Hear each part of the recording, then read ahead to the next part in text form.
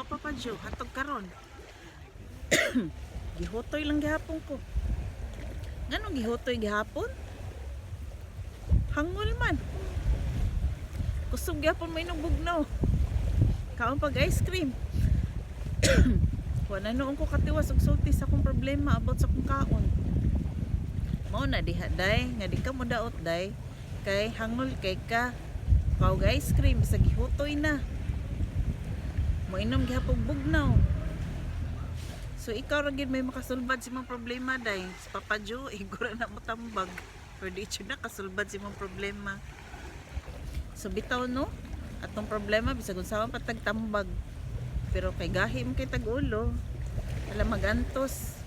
Magantos ta sa mga problema. Bitaw. Tinuod yun na bisag kinsa pa mo advice nato.